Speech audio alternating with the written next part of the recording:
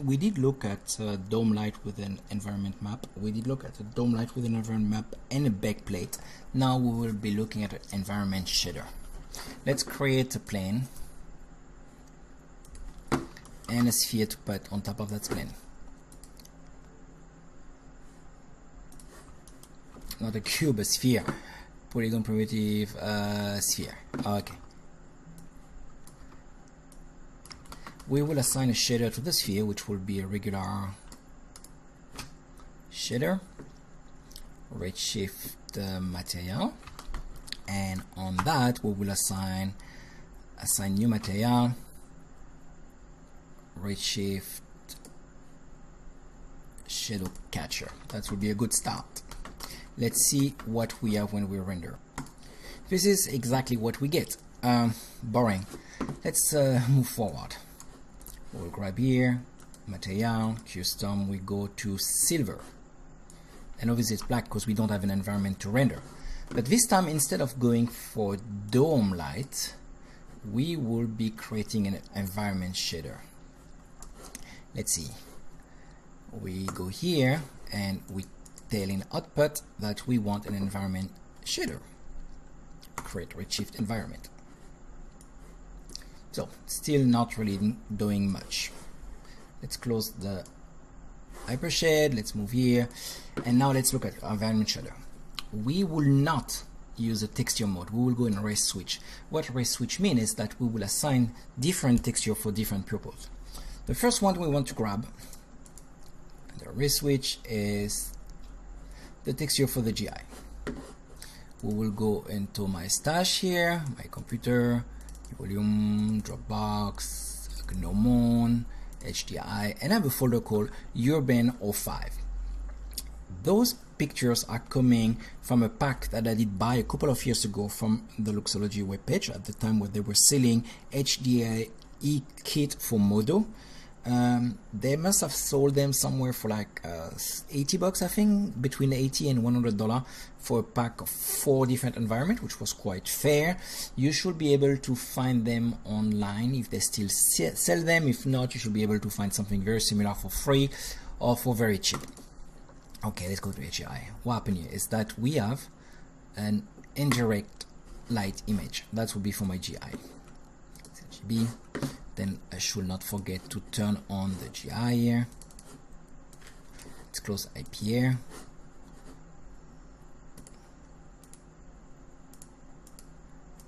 Put force should be good. Then we need a texture for the reflection.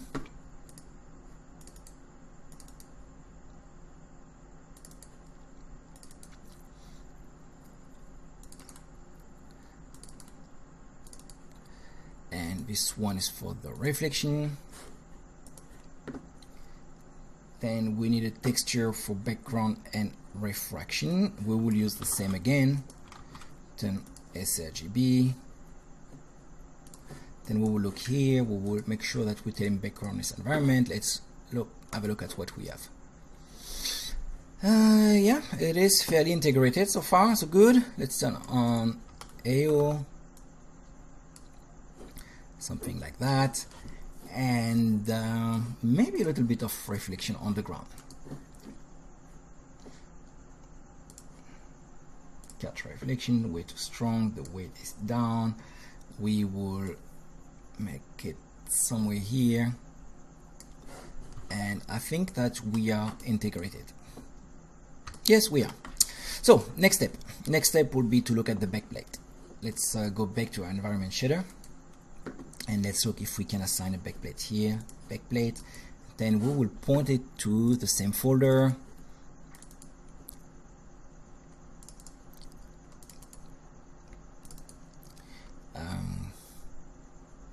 Background image, and maybe grab this one. Should be a good start. And let's see if we can do something with it. And I think, yeah, it is nicely integrated. So far so good.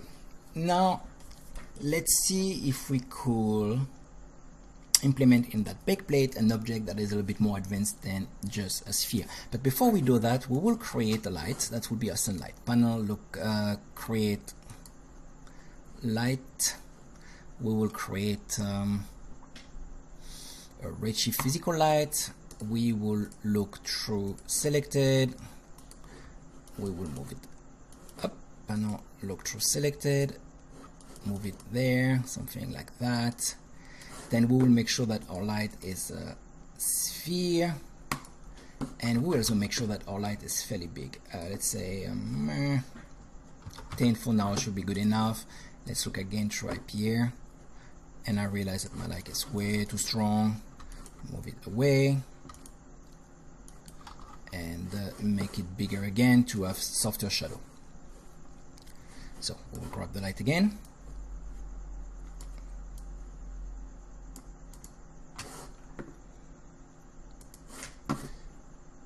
Make it 100, and let's take the actually, you know what, let's make it 1000.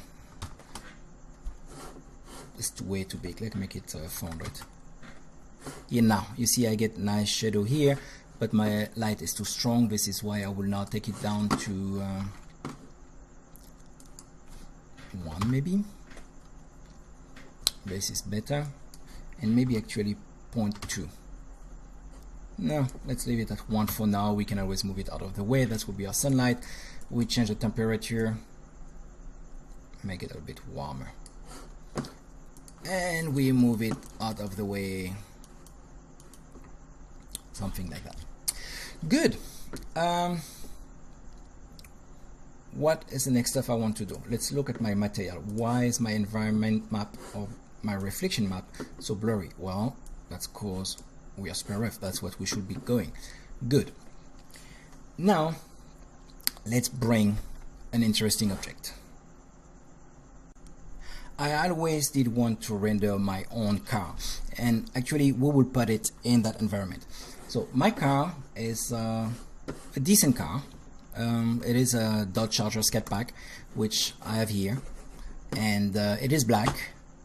It's a nice car. I really enjoy it. I really drive it every day, and I did not have time to model it. What I did, because I really wanted something interesting to render for this chapter, but no time to model, what I did, I went to the web page from Squire 3D model, squire.com, and I did buy a Dodge Charger. What does that mean? It means that I will not be able to give you that model, but I will give you other model that will allow you to do some cool rendering. Anyway, I did grab a Dodge Charger, and I did spend a little bit of time to make it look exactly like my car, or very, very close to it. I did model all the side badge and the back page, and I did some shading. I did model my license plate. Now I will import that car in this file. File, import, and I will grab it from the folder.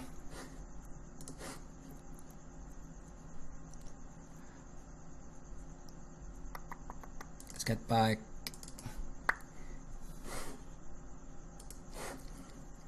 and I will bring the Scat Pack alone.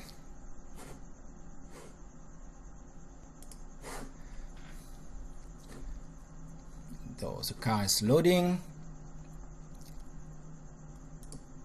Good. I will also add the sphere, which we don't need for now. We'll grab the car, rotate it, bring it in the file, somewhere more like that here, and see what do we have. It is fairly decent, except that my light is not strong enough. So let's look at what we can do. We will grab the environment again,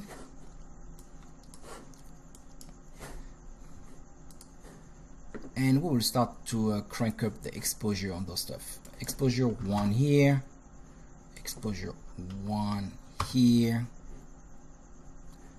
and exposure, well, maybe a little more exposure on the GI. 10, way too strong. 2. Yes, fairly good. Let's move it somewhere here where we are integrated. and I know it's douchey. I'm bringing my own car and I'm like, oh, look at my car. Oh, look at that little Extreme 3D. But it's not the point. The point is just I needed to have something quick to render today. Let's see if we look at our light and we move our light a little bit more like somewhere here, and we'll make our light a little bit stronger. Window outliner, and let's see what our light is doing. That will be too strong. We will bring it something like very slowly to because we are very far away. 800 and maybe actually 200. Take it down, and as you can see, my car is integrated into that rendering. But what we'll be doing is we will make sure that we are not rendering any ray contribution. See, we don't want to affect the specular because we don't want to see the reflection of the light. Now I can crank up the light a little bit higher, which is too strong because my license plate, I have to take it down now to 150. Okay, and now my car is integrated in the environment.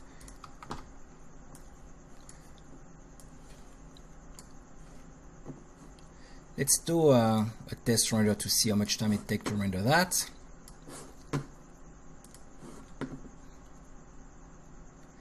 So it's fairly fast. I'm letting it render. We are rendering at I think 1000 times 600, something like that.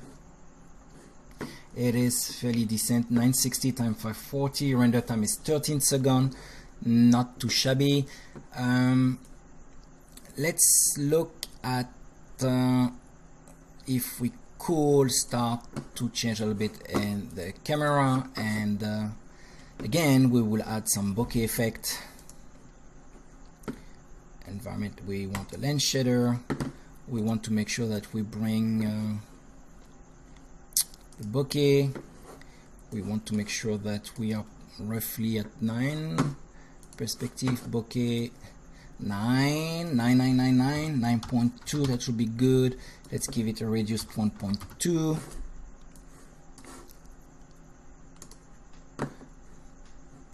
IPR 0.02 should be better, and maybe we will give it another photometry. Create shader photographic exposure, and then we can start to play a little bit and take that one down to what am I doing? 800. That should be good. It's too much. 600, and we will crank up the ISO to 250. So now the car is a bit better integrated. We will also look again at our shadow, which really bothered me, and what happens if I add the light. Yes, you see now my light was not contributing much and actually working against me. That's what the light was doing. That's why we will tell the light that you are still present. Display show selected, show selection, but the strength of the light will be lower to 10. 1, and it's still not doing what I wanted to do. Okay, let's keep it like that. So my car is now integrated in my backplate. So far so good. What if we just move the douche mobile aside here and put it back, and we bring something in the scene that you did already work on. In my case, I will be bringing the GTO that we did work on before. So now I'm loading the file.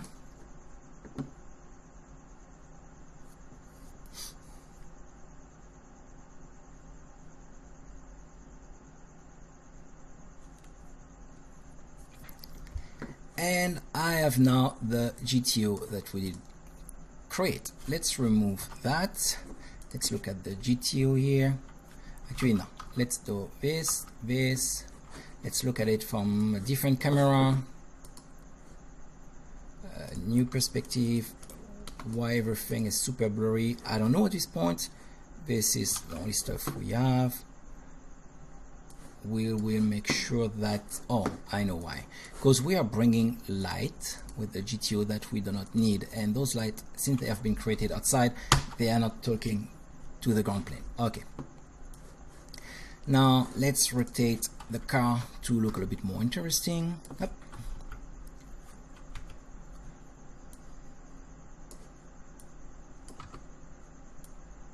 Let's move it there.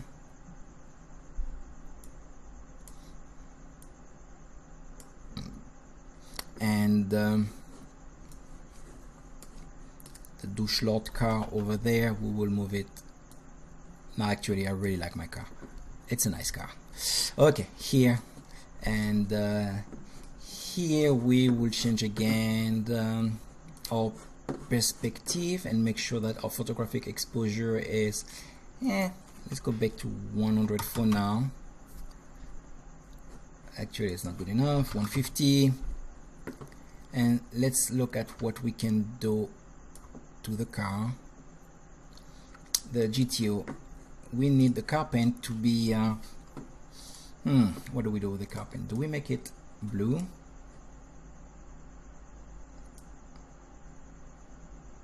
I think blue is nice, something like that, and the edge fall off will be darker blue. And maybe here we are mostly there. So far the good. The interior, the roll cage will be red.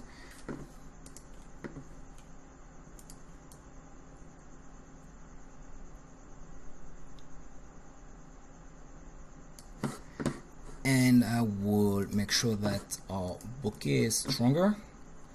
0.505, and the focus distance is 8. Basically I'm bringing it closer, and before we do a final render, maybe we can tweak those tires a little bit.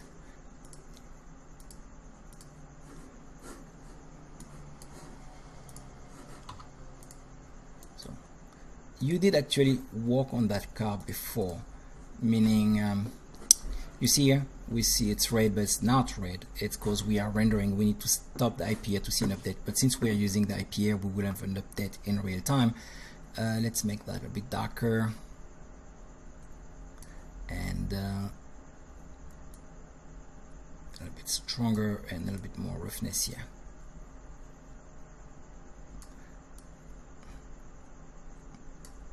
Now those tires look more interesting. Maybe the car is less tilted, and I think we can do a final render if we adjust the view a little bit. And now you can see we have the car that is nicely integrated in the environment, and we can do a final render.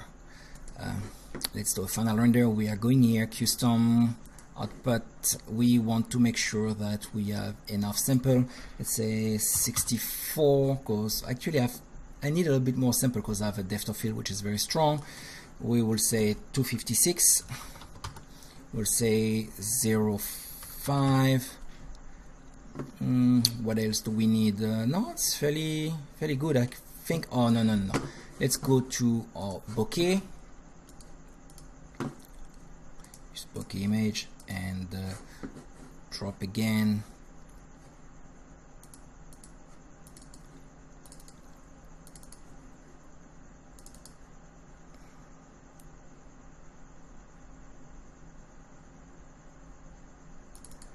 Glass we will use, yeah, we will go for a strong bokeh effect.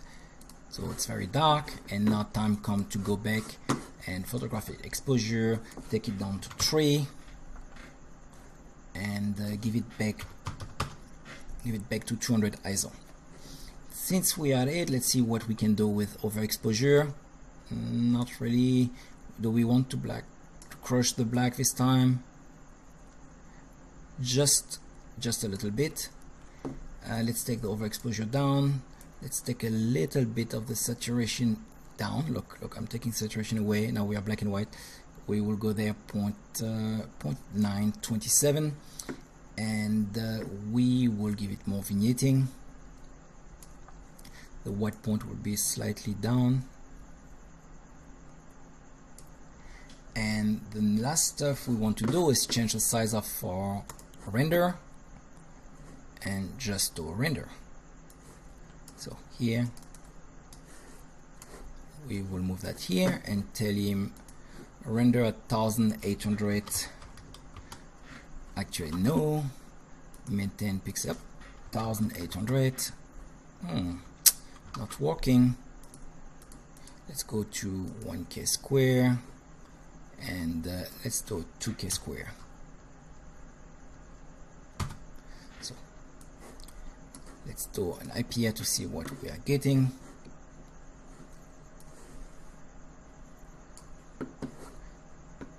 We will crop our image later, but it gives us more room to crop, and I think that it is fairly decent.